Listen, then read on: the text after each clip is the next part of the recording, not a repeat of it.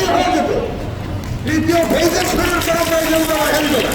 এই যে নতুন প্রকল্প করে নতুন লোক নেওয়ার আগ্রহ, এটার সাথে বাংলাদেশের নিয়োগ বাণিজ্যের সম্পর্ক আছে। এই সম্ভাবনা দেখেই এই চাকরি পেয়েছেন, অন্য চাকরিতেও তারা ছেড়ে দিতে পারতেন।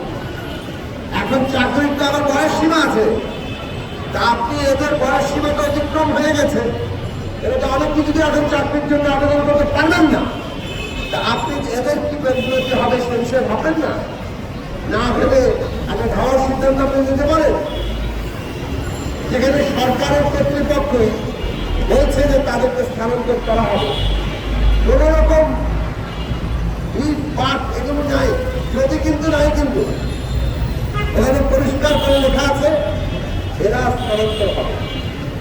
অন্যদিকে এরা সবাই প্রতিযোগিতামূলক পরীক্ষা দিয়ে এসছে, তারা সুপারিশে নিয়োগপ্রাপ্ত হবে, তাহলে তাদেরকে আপনাদের এই ব্যবস্থাটা করতে হবে। আচ্ছা, এখন আরেকটি প্রশ্ন করা যায়, এই যে তথ্য আবার কাজটা এটা খুব দরকার, এটা অনেকে বলতে পারে যে এই কাজেরই কোনো দরকার ছিল, এই প্রকল্প আমাদের কোনো প্রয়োজন ছিল কিনা।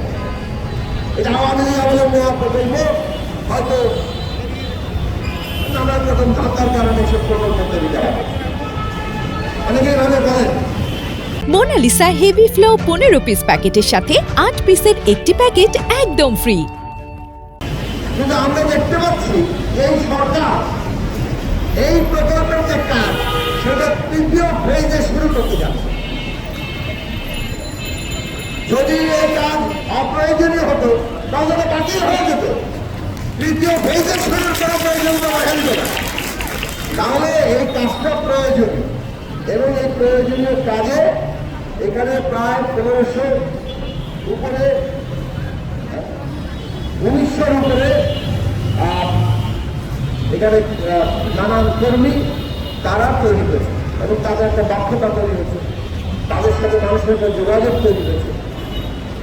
এখন এই যে দক্ষতা রাষ্ট্রের জনগণের ট্যাক্সের পয়সা ব্যয় করে আমরা লোকজনকে দক্ষ করে তুলবো, তারপর তাদেরকে আবার ছাড়াই করে দেবো, নতুন প্রকল্পে নতুন লোক আসবে, এর পেছনের উদ্দেশ্যটা এই যে নতুন প্রকল্প করে নতুন লোক নেওয়ার আগ্রহ, এটার সাথে বাংলাদেশের নিয়োগ বাণিজ্যের সম্পর্ক আছে,